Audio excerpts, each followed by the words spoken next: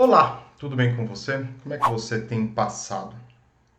Hoje eu quero conversar com vocês sobre um assunto importante para o dia a dia da segurança do trabalho, importante para o trabalhador, mas que gera aí algumas discussões, algumas boas conversas, né? Que é sobre EPI. Então, o EPI é importante? É importante. Mas o que nós podemos falar sobre isso? O que nós podemos falar sobre esse equipamento? Às vezes a gente pensa que é só entrega, é só definir, é só ter o certificado de aprovação. E eu digo para você que é um pouco mais que isso. A gente precisa relembrar algumas situações. E hoje eu quero relembrar algumas responsabilidades referente a esse equipamento de proteção. Então, trazer um pouquinho aí do que cada um pode contribuir para melhorar o dia a dia do trabalhador. Bom, eu sou Gustavo Vanck, técnico em segurança do trabalho, auditor interno de SGI e consultor de SGI, sistemas de gestão integrado, voltado para qualidade, meio ambiente e saúde e segurança do trabalho. Esse canal que eu desenvolvo, eu penso e crio em facilitar, trazer assuntos, conhecimentos, conteúdos para facilitar o seu dia a dia, para você conseguir aplicar de maneira simples e fácil normas, procedimentos, requisitos legais, para que o seu dia a dia, sua gestão em segurança do trabalho seja eficaz e eficiente. Então fica no vídeo até o final, aproveite esse conteúdo para você aplicar no seu dia a dia e já aproveita, né? Deixa o seu like, deixa o seu comentário, porque o comentário, o bate-papo, você colocar a sua opinião, o que você pensa é importante para que a gente possa desenvolver melhor e que possa ajudar todos aqueles que estão aqui, aqueles que passam por aqui. Então fica no vídeo e aproveita o conteúdo.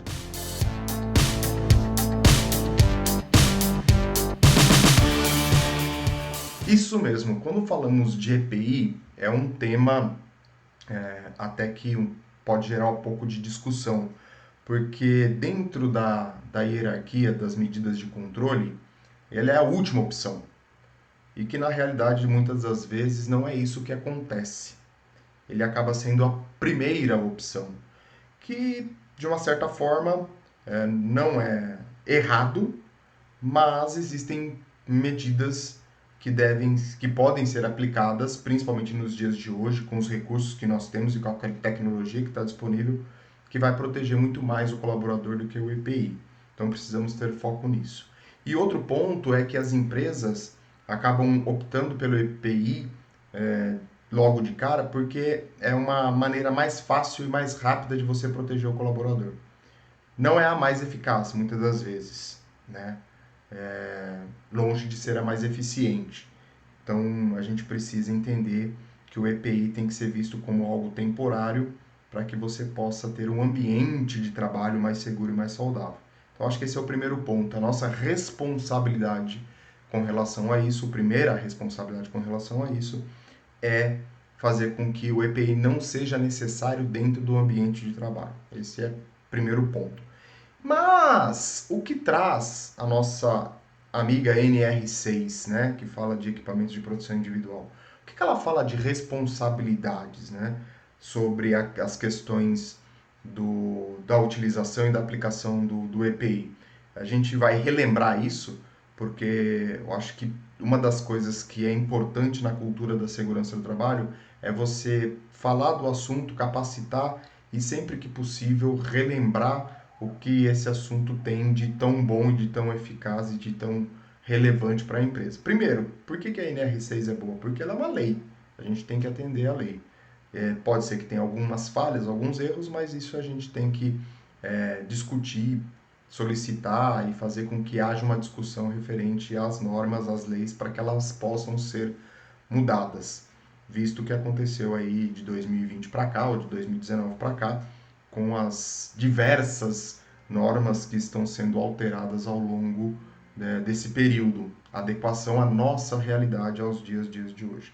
Então vamos ver o que a NR6 fala, o que ela traz para a gente com relação a responsabilidades. Primeiro, né? Comercialização e utilização é só para reforçar para vocês que nenhum EPI nacional importado não pode ser utilizado como equipamento de produção individual se não tiver um certificado de aprovação. Ponto, né? Expedido por um órgão nacional competente da matéria de segurança do EPI. Então, eu não posso ter qualquer EPI. E isso é importante a gente ressaltar, porque não adianta você trazer um equipamento muito importante, muito bom, importar ele, né, trazer isso de algum país e não regularizar ele dentro do Brasil, porque por melhor que ele seja, ele não vai ser considerado um EPI por conta deste item. Mas nosso foco não é esse, a gente vai olhar ali começar olhando pela responsabilidade da organização. Então, primeiro aí, ela tem que fornecer o EPI, então quer dizer, na verdade, ela tem que adquirir somente equipamentos aprovados pelo órgão. Aí nós temos aí o Inmetro e entre outros aí que auxiliam na certificação, e o Ministério do Trabalho na certificação desses equipamentos. Importante aqui, ó, orientar e treinar o empregado e fornecer ao empregado gratuitamente EPI adequado ao risco em perfeito estado de conservação, funcionamento e nas situações previstas no item da NR, na norma regulamentadora número 1, onde fala de disposições gerais, gerenciamento de risco ocupacional e observada a hierarquia das medidas de prevenção. Olha só, primeiro item que eu falei para vocês, e aqui está sendo reforçado na NR6. Eu tenho que olhar para as medidas de prevenção, a hierarquia das medidas de prevenção. Aqui só fazer um adendo rapidinho, para que a gente possa entender, orientar e treinar o colaborador. Então vejam como é importante a gente ter esta visão. A empresa, nós, técnicos ou membros do SESMIT, precisamos orientar e treinar os colaboradores com relação ao uso do EPI. Parece uma coisa até que boba, mas extremamente importante. Precisamos a cada troca de EPI, a cada entrega nova, relembrar, pelo menos orientar o colaborador de como se usa, como se aplica, como se higieniza, se for o caso, como se mantém, o que precisa ser trocado, o que pode ser lavado, o que não pode, enfim, quais são as orientações do fabricante na utilização de maneira adequada do EPI. Então é responsabilidade do trabalhador, do empregado, do empregador fazer com que isso aconteça. E de novo, né? Fornecer gratuitamente o EPI. Não posso exigir, não posso cobrar do meu colaborador o fornecimento do EPI. Existem algumas situações controversas, não vou entrar no mérito neste vídeo de hoje, mas a gente pode abrir algumas discussões com relação ao fornecimento gratuito, enfim, entre outras coisas aí. Seguindo aqui na questão da NR6, a gente vai ver que a responsabilidade do trabalhador, do empregador, registrar o seu fornecimento, exigir o seu uso, responsabilizar-se pela higienização e manutenção periódica, quando aplicáveis, substituir imediatamente quando danificado ou extraviado e comunicar ao órgão de âmbito nacional competente da matéria de segurança de saúde, caso tenha alguma irregularidade. Você viu algum equipamento aí que não esteja funcionando, algum EPI que não esteja adequado ou que apresenta alguma falha em sua utilização, tem que se comunicar ao fabricante e comunicar ao órgão que vai olhar para essas questões de saúde e segurança de âmbito nacional. Então você vai comunicar todo aí a questão de como está sendo utilizado e o que está acontecendo com esse EPI. Realidades que algumas vezes, pelo menos, não vivenciei. Se você vivenciou alguma coisa, você comenta. Não vi ninguém, uma empresa, fazendo este comunicado com relação a essa situação. Outra coisa importante também, caso você tenha um sistema eletrônico para registro, você tem que ter um sistema que ele possa ser retirado relatórios, ou seja, comprovar que foi entregue, comprovar que foi recebido, enfim, essas questões com relação à entrega do EPI. Vou pular um pouquinho aqui e vou olhar aqui para a organização. Deve selecionar as seguintes situações. Atividade, quando você for selecionar a EPI, né, que é a responsabilidade dela. Atividade exercício, a medida de prevenção, o disposto no anexo 1, a eficácia necessária para controle e exposição ao risco, exigências estabelecidas em normas regulamentadoras, a adequação do equipamento ao empregado e o conforto oferecido segundo a avaliação do conjunto de empregados e a compatibilidade em casos que exijam a utilização simultânea de vários EPIs, de maneira a assegurar as respectivas eficácias para a proteção contra os riscos existentes. Uma coisa importante aqui nesta avaliação, e quando a gente fala de seleção do EPI, tem alguns assuntos bem importantes. Eu acho que dentro destas conversas a gente pode olhar para o conforto, né? O EPI já é incômodo, né? Você vai utilizar algo que vai te atrapalhar durante a execução da atividade. Então, a primeira coisa que a gente tem que pensar é o conforto que esse EPI vai trazer.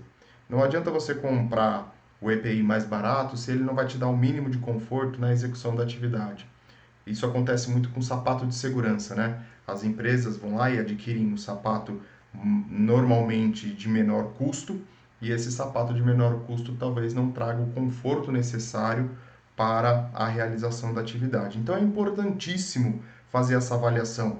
Lógico, reconhecimento de riscos, saber quais os riscos que são existentes, quais são os grupos homogêneos de exposição, identificar qual é a melhor maneira, se eu vou utilizar um EPI em conjunto com outro. Isso é muito comum, por exemplo, na utilização de protetor auricular de inserção e de concha conjugado, né? Isso acontece. Então tomem cuidado, né? Avaliem a eficácia dessa proteção e o conforto referente a essa utilização desse EPI conjugado.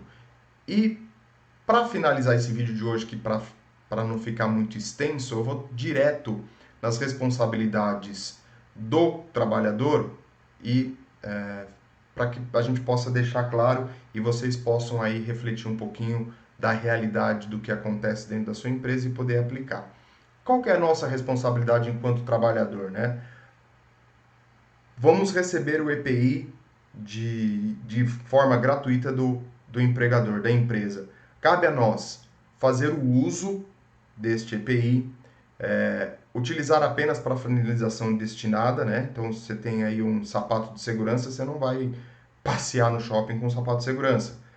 Você vai utilizar ele dentro da empresa. Responsabilizar-se pela limpeza, guarda e conservação.